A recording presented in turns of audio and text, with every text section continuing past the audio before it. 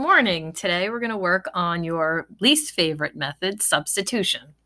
So as you can recall, substitution is best when you have one of the variables by itself. But in the first few questions here, you can see that the variables are not isolated. So the easiest way to do these problems, you can either solve all these by the elimination method, which you know how to do, or the easiest way would be to plug in where the x is in each equation, the 2, and plug in the 3 into each equation where the y is and see which one comes out true. For example, the first one here, I would plug in 2 for x, which is 2. I would plug in 3 for y. 2 times 3 is 6. 2 plus 6 does not equal 6, so I know this is not the correct answer. Okay, so for this question, number 5 also, you're going to plug in 4 where you see the x, and you're going to plug in 1 where you see the y, and you see which one of these is true for both equations. So these are pretty simple. You have the same thing for number 6. Okay, now we're going to get to number 10. This is where you're going to use the substitution method. You know this. So you can see here you have the y by itself in the first equation. You have the y by itself in the second equation. What you're going to do is set these two equations equal to each other. So what you're going to write on your paper is x minus 4 equals, I'm going to substitute it where the y is, 4x minus 10. You're going to solve that equation by moving all the variables to one side and solving for x. And then you're going to plug in what the x equals and solve for y. Number 11, you'll do the same way. You're just going to take the 2x plus 5, move it right there where the y is. So you're going to get 2x plus 5 equals 3x minus 1. Solve for x, plug back in, and solve for y. Make sure you solve for both variables. You don't have too many questions today, so that's why I figured, you have to solve for both. So each question you really have to do twice. Number 12, you can see the x here is by itself. So in parentheses, you're going to plug that in next to the 3 where the x is, and you're going to get 3 parentheses, 2x plus 7, close parentheses, minus 2y equals 3. You're going to solve the equation for x, plug back in, and find out what y is. Okay. 13, you're going to do the same way. This time you have the y by itself. So what you're going to do is take in parentheses half x minus 1, plug that in right next to the negative 2 here, and solve for x.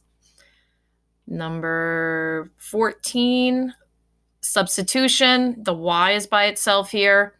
So where the y is, you're going to just write x plus 7. So you're going to get x plus 7 minus 10 equals 2x and solve for x. Plug back in, solve for y.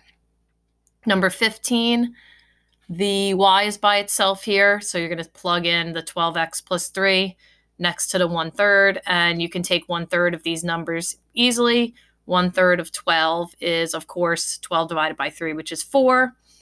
It's going to be negative because you have the negative sign there. And then you have negative 1/3 of 3 is negative 1, and you'll solve from there. Okay, here come the word problems. These are always a little harder, but you've done them like this before. It says the drama club earns $1,040 from a production. It sells 64 adult tickets and 132 student tickets.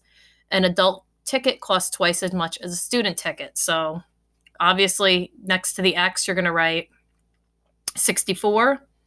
Next to the Y, you're going to put in 132. And this says that an adult ticket is twice as much. So you're probably going to want to double the price. So you're going to write X equals 2Y and solve. This one here, I don't know if you've done any like this before. It's pretty easy. So an animal shelter has a total of 65 abandoned cats and dogs. The ratio of cats to dogs is 6 to 7. How many cats are in the shelter? How many dogs? Okay, so you know that you have cats and dogs together there is 65. So what you want to do here is just write out this equation. It's pretty simple. You're going to do 6x, because you don't know how many cats you have, plus 7x. You don't know how many dogs you have either. You can use the same variable. It just works out better, because what's going to happen is you're going to multiply 6 by a certain number and 7 by the exact same number. So you're going to write out 6x plus 7x equals 65. Then you're going to go and solve for x. Okay, once you solve for x, You're going to plug back in and you're going to do 6 times whatever X is. That's going to give you the number of cats. And 7 times whatever the X is. And you're going to find out how many dogs there are in the shelter. Just remember, if you have any questions on any of these, just feel free to email me and ask me, or put it onto Classroom. A lot of the other kids will answer your questions too. And, it's no problem. Just save it before you submit it, and you can go back and submit. The last question is a review of the parallel lines cut by the transversal. So where's angle 2? Angle 2 is here. Angle 2 looks like it's acute. And this angle here, 107, is obtuse, so they do not equal each other. They're supplementary angles, so think about what they equal up to. You can even Google the word supplementary if you don't know what that is. So angle 2 is going to be supplementary with 107. And remember, if you have any questions, just ask. You don't have too many questions today, so make sure you do everything. And you don't have to submit your work today like you did yesterday with a photo, but that was good. We'll do that once in a while because I was able to find some simple mistakes that people made. So it was good to do that, but you do not have to do that today. Just do these questions and submit it for your grade. And I'll talk to you tomorrow. Bye.